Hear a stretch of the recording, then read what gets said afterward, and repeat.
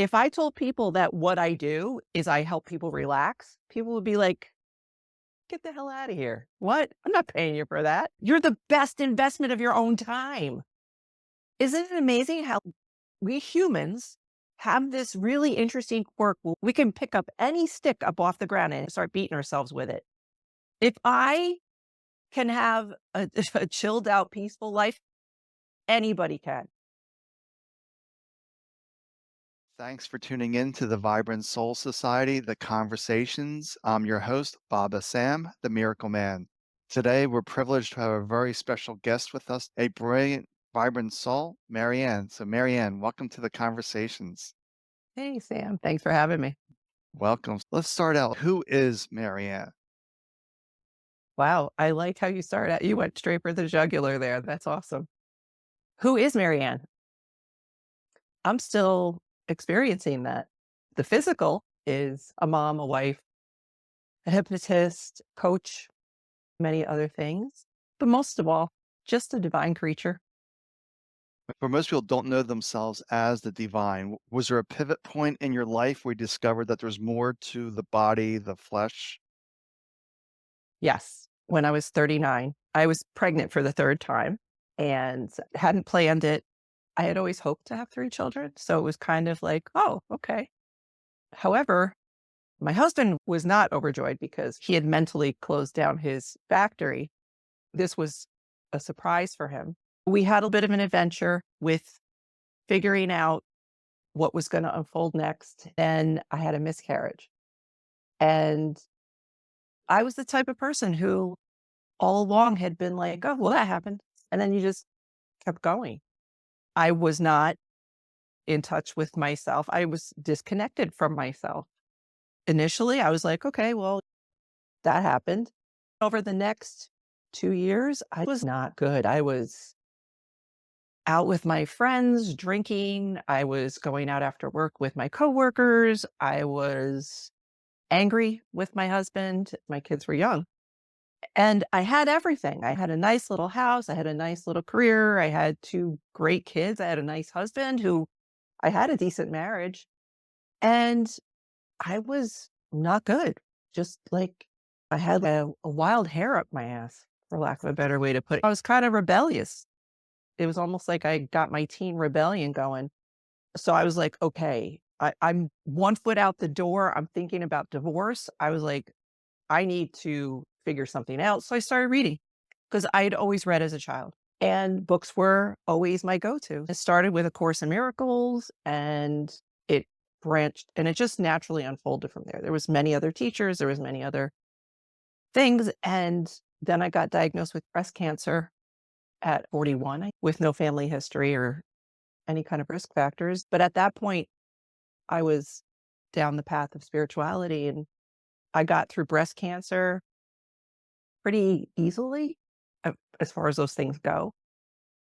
And then just kept studying and kind of experimenting. You implement, you read, you integrate, you implement. And then I had breast cancer again 4 years later. I was uncomfortable, but I didn't suffer. I want to share this with people that peace, the general sense of peace, the feeling of just being grounded no matter what. Here I am 10 years later, feeling pretty good. That's good to hear. So, for you, your spiritual journey began with the Course in Miracles, then everything else Yeah, sort of. branch. Yeah, definitely.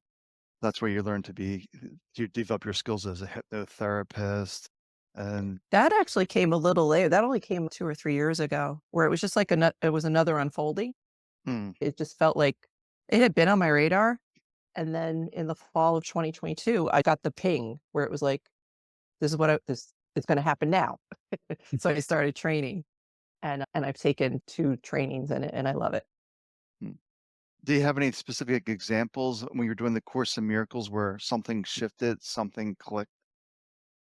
I don't have a specific I wish I did, but it was just the feeling of, like, it just felt true and right, It was like, "This makes total sense to me." It just felt right.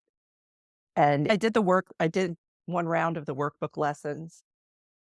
The amount of peace and Also, the not taking things so seriously, the ability to just not distance because that can sound very detached in a cold way, but just more of a feeling of, you know what? It's all good. It's like the more modalities that I looked into and the more teachers that I studied, it was kind of like, it's really simple. It's really rather simple, isn't it?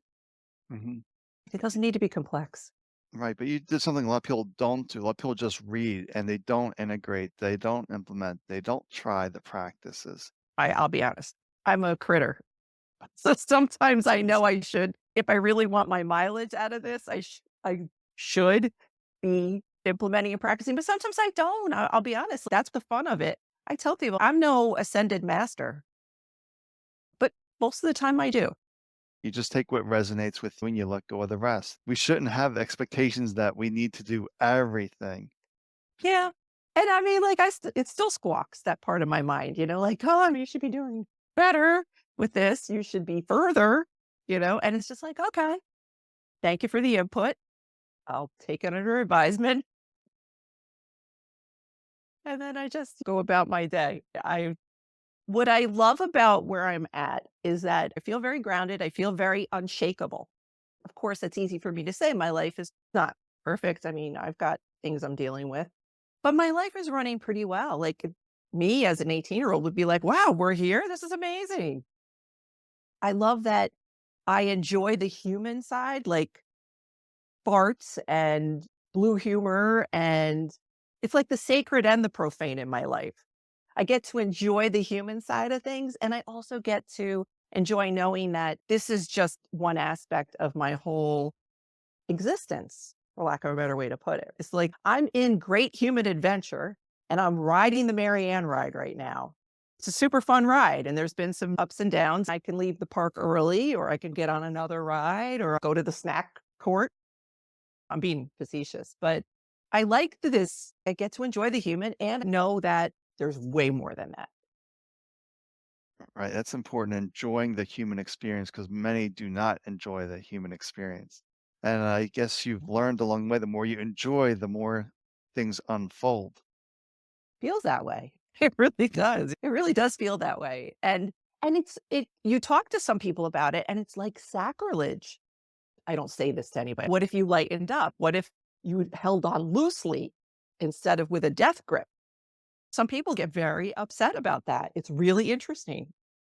Because they want to hang on to those things even though they don't serve them. And that's basically the mind's addiction to what it knows. Yeah. I still have that I know mind. It pipes up pretty frequently. I'm sure you have practices to get yourself out of that as well. If it gets really crazy, like I was down in Tennessee this past weekend and I woke up on Monday morning, like 3:30 in the morning, and my brain was trying to get me scared, nervous about the ride home. It's a really long ride. It's like 12 hours if you don't break it up. And my brain was trying to give me anxiety about it. It was really trying to be like, let's get panicked. And for a second or two, I was like, huh? Oh, wait. And then I just started to surrender to it and find what I could love in the moment and just started to relax into the anxiety. Before I knew it, I felt fine. I felt great. It's like, oh, good. Thanks for the reminder, brain. Right. The mind will always come in with something that something's going to go wrong on the adventure or whatever the story may be. Yeah, it was like, hey, Marianne, have you thought about this right now at 3:30 in the morning? You should totally be thinking about how this ride home is going to suck and how small the car is. And I was like, really? Now? So it was pretty interesting. And it was just like, okay, it kicks in. The training kicks in, like I don't have to go down this rabbit hole. Right. It took maybe 10 minutes, which that's fine. It's 3:30 in the morning, nothing's happening. I could take 10 minutes and surrender and release and literally relax. That's what I love about you is that you're like, this does not need to be complicated. You just need to relax. And I'm like, yeah. I joke with some of my clients. I'm like, if I told people that what I do is I help people relax, people would be like, get the hell out of here. What? I'm not paying you for that.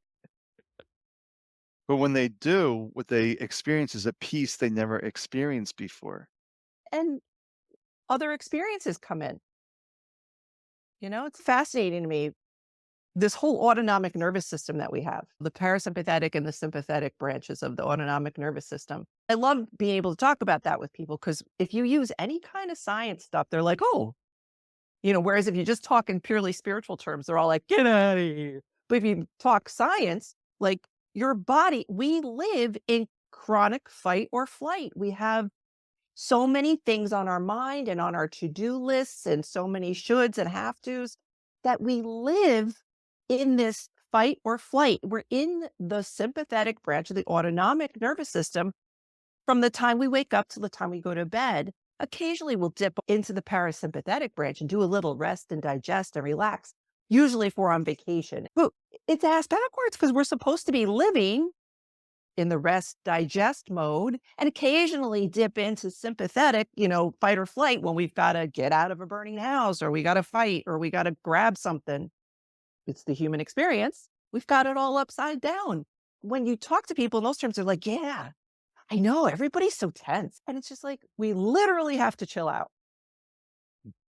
And it's because when we're in that sympathetic branch and we're in that fight or flight response, what's happening? Our body shunts the blood away from the brain, away from the digestive system, and away from the reproductive parts. So you can't think straight, you can't digest well, and you can't have a good time because it moves the blood to all your major muscle groups so that you're ready for something. And it's no wonder ADHD and sleep deprivation and IBS and Crohn's disease and irritable bowel and people are not having a good time in bed and can't have it's like we're in this constant state of the sympathetic branch of the autonomic nervous system. What I do is help people shift back into that natural state and then turn that blood flow back on to the brain and to the stomach and the lady parts or whatever. It's like it's not rocket science and it's not metaphysical juju crazy stuff. It's it's how our body's designed and we forget, which is of course what we do anyway as humans. We forget our divine self, we forget to have a good time. You know? We forget that Yeah, you don't have to be stressed. but we're so trained to fight life and battle. It's always looking for the next fight and next battle, and it is a chronic condition that's preventing from life from being enjoyable. When I was in the middle of my cancer journey, people were giving me like, fight can't, fuck, sorry, I hope it's so F you, cancer. I hate this for you. And fight like a girl and the pink ribbons. I was like, hey, I'm okay. I understand some people do suffer terribly. So I don't want to minimize that. It was just that I don't have to fight this. Mhm. The more I fight it, the more I'm trapped in my own web. And fighting it is gonna make it worse because the Right. blood's not going to where it needs to go, and it's Yes. shutting down the body. It's constriction versus expansion or relaxation. It all trust is relaxation, right? If we trust, we relax. If we relax, we're trusting. That's love, right? Love is trust. Love is relaxing. If I'm around people I love, I relax. I no longer can separate out things really well because it's all this beautiful soup. Right. I'm probably not describing that well, but We're all intertangled and the quantum yeah. fields were interconnected at some level. Right? And it's this beautiful, like, and I don't see auras or anything like that. I mean, it'd be a cool story if I did, but I really don't. I'm a pretty human bound person. However, I do see it as this beautiful golden swirl around all of us. Like we're moving through this field of potential. I walk across my room and I'm walking through a field of potential and I picture it almost like pixie dust or a golden, sparkling. It's also how I see the energy as a golden swirl. It's just like a golden swirl. It's the best way to describe it. Oh, cool. I'm glad to hear that. I'm glad that that's not just a me thing. Now, it's fine to see the pixie dust, the gold swirls, and sometimes I actually will see that walking around. Yeah, it's so cool, right? This is such an like, what else would I be doing with my time? It's so much more interesting to be talking to Sam and talking about super fun stuff like this than going, Can you believe what Trump said today? Can you believe what Harris did? Oh my God. I understand it's what's on our radar right now. It's just, this is so much more fun, interesting, rewarding. But ultimately, it doesn't matter because we're the creator of our reality. They don't trust themselves. Yeah. That's huge. Like, Sam, that's one of the biggest things I want. If someone was to spend 5 minutes with me, what would you want somebody to know if they only have 5 minutes with you? Well, I would want them to know that they have way more influence over their lives than they think they do, that they can trust themselves and that they can fall in love with themselves, that you're the best investment of your own time, you Because know? without you, there is no reality. Yeah. And it's so crazy. I hope you don't mind. I'm going to soapbox for a second. We're in a time when social justice issues are very much in the news. You want to help the world? Look at your own crap, because you look at your own crap and you start to sort through it and you reconnect with yourself, and you're going to show up in the world as this much more resilient and fully resourced person who's really going to be able to accomplish something rather than operating from this. I see a lot of activists are very bitter, stressed, screamy and screechy and strident. And it's like, what's going on in there? Are you here because you're looking to fill the hole within you? Or are you here because you're ready to go? I'm fully resourced. I'm fully charged. What do you got for me? That's how you can help the world, to be fully connected to yourself and fully charged. But So, just too much in the fight mode. It's a chronic fight mode, and they're not taking care of themselves because it's really hard to look at ourselves and take responsibility for our actions. yeah, and I think sometimes you're not ready for that either. That's why I never go out there and start going, "Hey, have you thought about fixing yourself?" Well, because first of all, you can't fix yourself, but second of all, some people aren't at that point yet. They're just not ready. That No shame in that. Somebody talking to me in my 20s would have been like, "Oh, okay, this girl's not ready for any inner work right now. We'll come back later." Because Exactly. I was so unconscious. I was so reactive versus proactive. And to me, it boils down to that, right? Like, love is proactive and fear is reactive. And you got two people doing the same behaviors outwardly and two Mm, totally different motivations or intentions inwardly, and it makes all the difference. If you're just keeping that light touch on the steering wheel, everything goes so much better. You don't spin your wheels and you're happy and you're feeling good for the most part. I mean, shit still happens, but sorry, I probably shouldn't say that. Stuff still happens, it's just, it doesn't take you out. yeah, most people are not ready to, correct what needs to be corrected within them. It's too easy to look outside and blame the outside world. Yeah. And I And mean, we're conditioned that way as kids anyway. absolutely. You don't know what you want. They know what's right for you. You're a kid. You just go along with the program, and all the adults are like, "Oh no, do this, do this. Have you thought about this?" No, it happened, but that's right. That's the human adventure. I suited up, shoved my divine self into a meat suit and said, "Let's go." So here we are. Right. People don't have that authority over themselves anymore. They give the authority to others. And we learned that at an early age in school. You go class at this time, you have lunch at this time, you do this, you do that, and you have no power, no authority. And this spills into life. Right. And if you do all those things the way you're supposed to, then nobody's going to give you grief. You can stay out of trouble.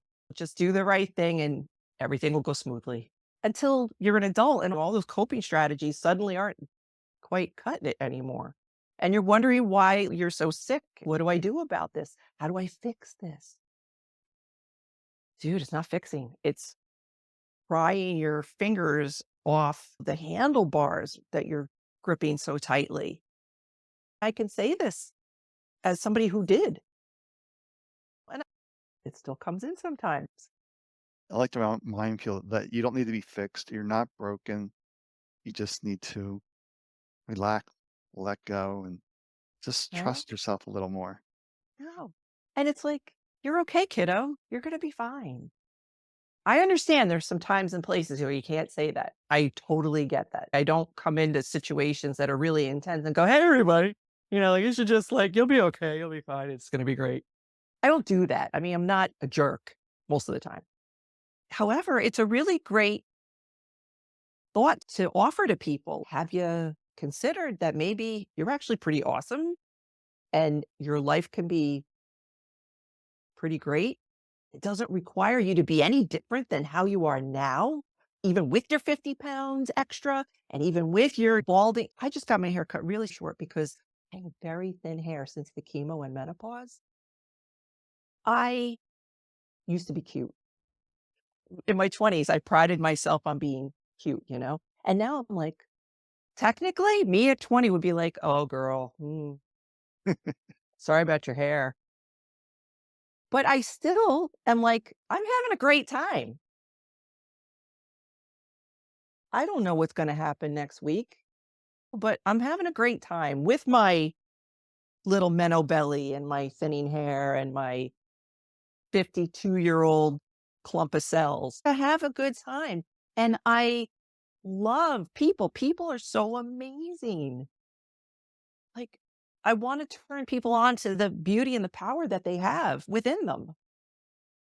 Right, but You we know, can't force it though. It's their own journey. And people get like your 20-year-old self would not listen to you.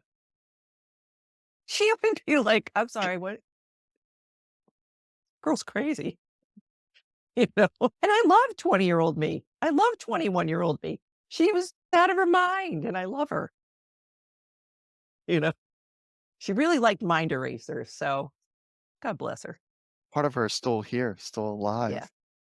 Yeah. I have even more fun now. That's no small thing because I knew a lot of adults when I was younger who were not having any fun and were kind of like pills. They were so beaten down. I remember that 50-year-olds looked ancient to me when I was, maybe it's a bias I have, but don't you feel like the adults in the generation before us looked older, younger? You can see that in today's generation too. The stressed out people are real easy to spot. Yeah. Right. Because you got, and again, it's very blasphemous for me to be like, hey, I'm having a great time. And you're like, this gets to be relatively easy. It gets to be easy.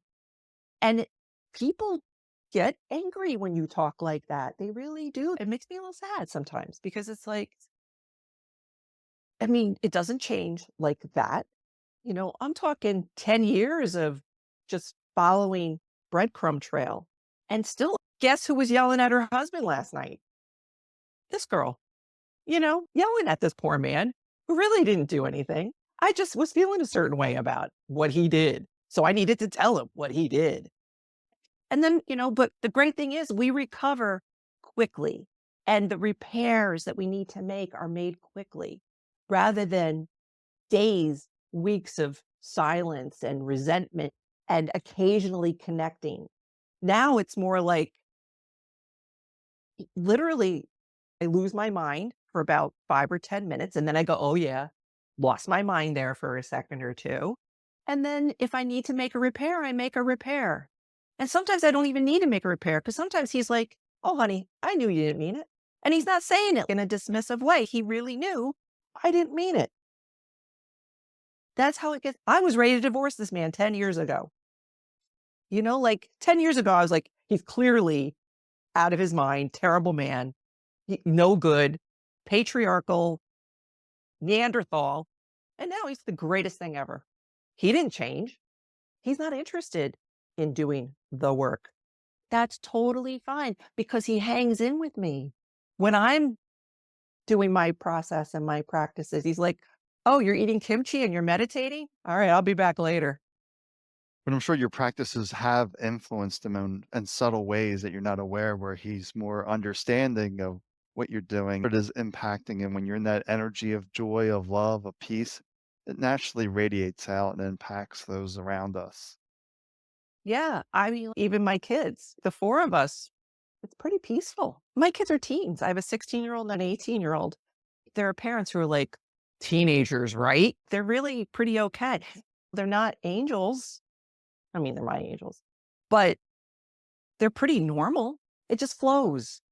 And then I'll try to have conversations with them sometimes about more metaphysical type stuff. And they're not really interested, and that's fine. I just let them know that it's out there, that there's these certain concepts that are out there, and they'll find their way. But it helps that my husband and I are both very like, we're not, our kids aren't a reflection of us. Their performance and their behavior is not a reflection on us. And I mean, they're not robbing and running around at all hours of the night either. So it's easy for me to say that. It's just like it does get to be easy, right? If we just relax and if we don't take things so seriously, it's like, this is what I want for people if they want it. I also believe that your life gets to be what you want it to be. So if you're not feeling like you want to do all this stuff, it's fine.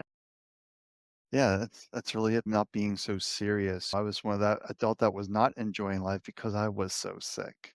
So now I am that person that can walk in the middle of conflict and just be laughing. In the middle of crisis, I've been through so much. It's really not that serious. Your mind, you're right in the midst of it right now, but if you can just step back and relax, loosen your grip on the steering wheel, then it can not be so intense. I always laugh because I'm a child of the 80s Mm. and REO Speedwagon, who knew that they were Zen masters? They have that song where they go, hold on loosely, don't let go. If you cling too tightly, you're going to lose control. I'm not singing it because I sound terrible, but we all know that song, right? Mhm. Hold on loosely. And it's like, my God, they're geniuses. Who knew? There's a You lot know? of songs out there that are deep in that way. They're out there, but we don't really incorporate that, especially when we're younger. We're like, "Oh, they're crazy, it makes no sense." Yeah. Like it's an 80s glam band. Who pays attention to those anymore? You know? But I was like, oh my gosh, that was, like it really hits you. You're like, okay. But I love your story too because you were really sick. I had just 2 bouts of cancer. I That's didn't still have the significant. chronic. Well, yeah, but you had chronic disease. When did you first develop symptoms? I was hit by a car at age 6, so it began at age 6. And it So went until eight 36? no, 44. 44. That's a lifetime. Yeah. It's a lifetime of illness. Now you're fine. Some people have this slow journey where it's like unfolding, peeling away all of these layers of the onion, but for me, it was like a snap of a finger and a whole new reality came in. That's so cool.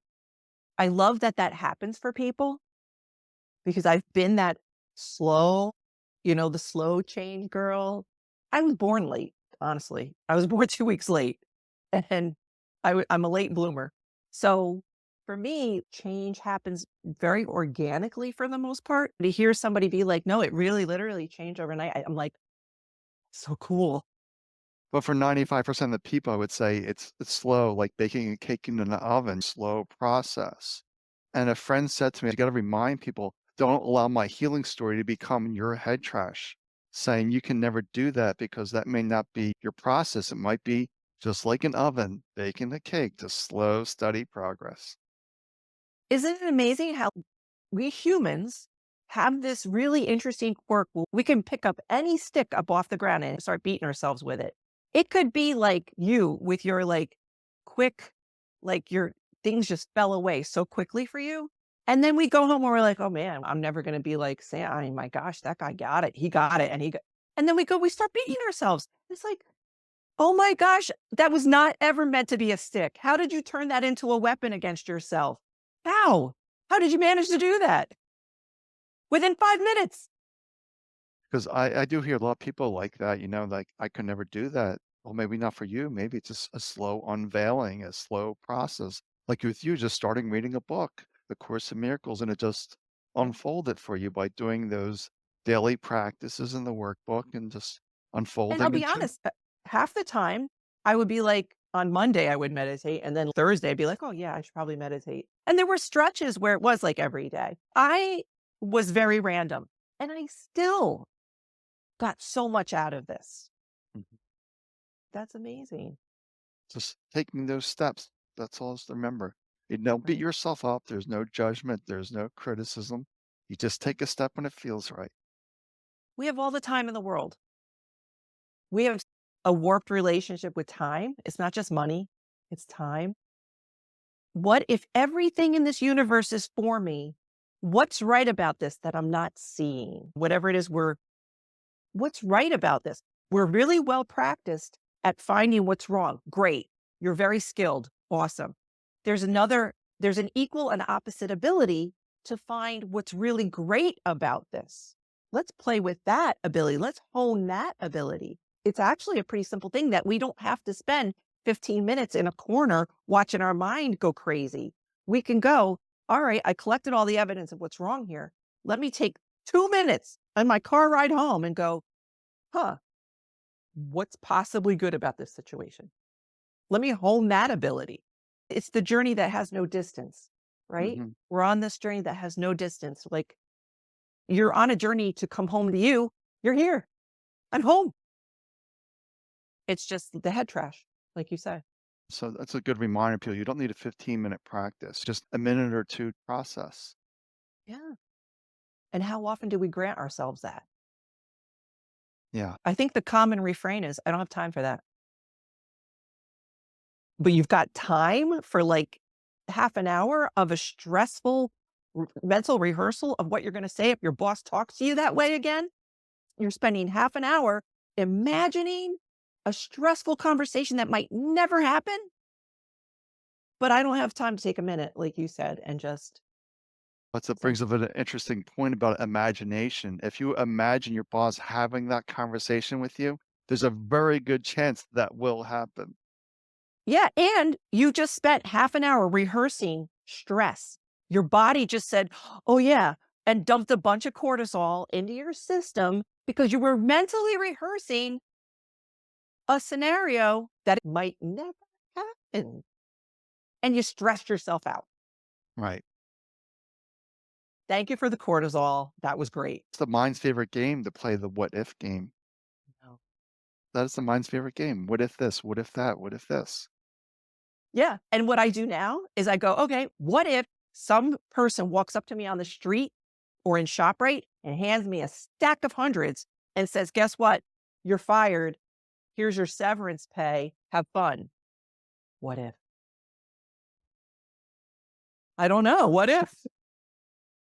I mean, it's a silly scenario, but we have that equal ability, right? It's always the two sides of the coin. If I have the ability to invent these scenarios that are stressful and terrible, how many parents have imagined all the horrible ways their kids could die? A lot of us, especially with the internet, which will tell you how some kid just died horribly. Well, guess what? We also have the equal and opposite ability to rehearse our kids having a great life and succeeding and being happy. And we can picture family vacations and connections and all sorts of amazing stuff. We've that equal ability and we don't use it. Yeah, we're not even aware we have that ability. People don't realize they can step back and say, we don't have to do this. I'm choosing to disengage. I will know what I need to know when I need to know it. That requires some trust. That requires some relaxing. It requires me to just bring it down Yeah. and chill. Yeah. And they've actually done studies on 1 minute meditation makes a difference in blood results. There's an app, 1 minute meditation. There's scientific proof that your blood results change after a month of doing that. Can you imagine? A month of counteracting all the cortisol, all the sleep deprivation. I love that concept of 1% better every day.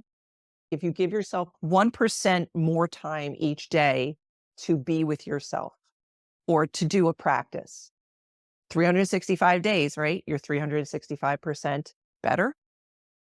Okay, you don't do it every day. You do it every other day. 80% better. I'm still taking it. Yeah. You know, we have a very all or nothing mentality, even when it comes to personal growth and spirituality. I'm either all in and meditating like a Zen master, an hour in the morning, an hour in the evening. How sustainable is that? You know, better is better. I was a dental hygienist for many years. I still do it occasionally. for my old office. And I tell people, if you floss 4 times a week, that's way better than 0 times a week. I think that's great. And I will celebrate the goodies out of you. If you come to me next time, you're like, I'm not flossing every day. Yeah. So you're flossing every other day. Great. You're kicking those bacteria out at least 4 times more a week than you were before. That's better, isn't it? If I can have a chilled out, peaceful life, anybody can. I was there. I still do it. I think like it's an Olympic sport. I'm in my head like it's the only place in town. And I'm still able to center and to ground. I'm not on ayahuasca journeys every year. I'm not doing anything super special. And my life and the beauty that's all around me and people like Sam showing up on my laptop. This is what the rewards are for doing the inner work, right? Or I don't even want to call it work because Mm, it's reverse of work. It's an undoing, right. right? This is the rewards of the undoing. Yeah. I'm a big fan of the Mm. word work because it means a process, a formality to it. And it's really about simplify things, break things down, just even a minute. And Yeah. I could literally sit there all day in meditation, but I'm like, I'm here for the human experience.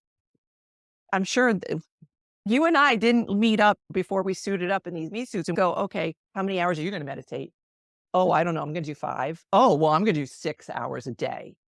I was like, no, see you on the other side. We'll go have a good time and figure some stuff out. We'll sort through some crap and get some diamonds and it'll be great. Yeah, Because what else is there?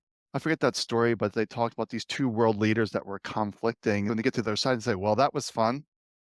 I could be very super intense and very serious about everything. And I could be like, there's nothing, none of this is any laughing matter. People are dying out there, Sam, and we're here yucking it up. Well, there is no tomorrow, technically. I should be a miserable basket case full of conflict and disease. That's an appropriate use of my one precious life as Marianne. No, I care very much about people. And when I'm guided to be of help to someone, I'm fully there. I'm not pouring a poison drink out of a depleted cup. I'm pouring like the best drink I can pour for them because my teapot is overflowing versus, yeah, I should be helping them too. Yeah. Oh my God, I should be helping them. They have it so much worse than I do. Oh my God. You'll never run out of people to help. So what about you? Are you one of the people you're going to help? Or are you always going to come last? And that's what cracks me up. You don't have to do this. Make yourself a priority because there is no tomorrow. We all know someone that was here one day and gone the next, surprisingly. Yeah. Yeah. Who we Because never thought we had just always assumed they'd be there. we are fragile, so we need to take care of ourselves first. Yeah. This little meat suit needs a little care. Needs a lot of care at times. And we're not talking bubble baths and bonbons, although those are nice. We're talking like real like care, not just, oh, I'll rub some lotion on its skin and call it a day. It's like, no, I'm gonna take good care of me because I'm not more important than anyone else, but I certainly am just as important as anyone else. And I'm the only person whose life I'm here to live. So guess what? 80% of the time, maybe even 85% of the time, is going to be for me, for you, for us. When it needs to be for you, for us, for me, I'm totally resourced. I'm your girl. But 80% of the time, it's for me first. Not in a screw you guys, but like it's going to be me first, unless I'm guided that it's now time for someone else to be first. And that does happen. I'm not a selfish harpy. Maybe I am sometimes. I don't know. It's all opinion, right? It's all perception. That's the truth. It's all perception. What's good for you is bad for another. We just gotta be okay with us. Yeah, I know. And we're so easy to guilt. I've got it too good. Look at them. They're suffering. I should not be enjoying myself when there's people in the Carolinas who have lost everything. That's the mentality. And you're not being, who was that? Marie Antoinette. Oh, let them eat cake. I see that. Donations are sent. If I'm going down to Tennessee again, there's going to be a day of volunteering and I can still enjoy myself. Hmm. A lot of people don't want to talk about that. They don't want to hear about it because it triggers so much guilt and anger. How dare you enjoy your life when there's people suffering? I get it. I felt that way in my teens and 20s. I bled for everyone. However, I was not in a good place.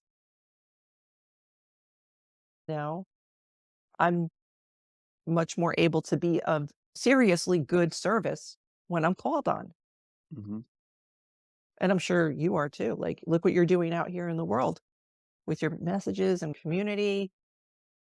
Yeah, so that's an important point. We're here to serve others, to help others. We take care of ourselves first, then we help others. So, how would people reach out to you if they wanted to work with you? I'm almost embarrassed to admit this. I don't have a website, but email Marianne, Maryann, Houston, Houston, number one at gmail.com. No, but you have your Facebook and you have your other things around Yeah, that can I'm on reach out to them. Facebook as me. I have a pretty public profile, so it's not hard to find me. I just haven't had time to do a website. I'd love to say I have some cool thing, but I'm an email and a Facebook page. That's all you need for people can Yeah. find you. That's enough. I have a Facebook page, Miracle Minded Marianne Houston on Facebook because I have to learn the other ones. It's all good. Well, thank you for joining us for the conversations, Marianne. It's been a real pleasure to have you. Thank you, Sam. This is awesome. It's great. Thank you. Thank you.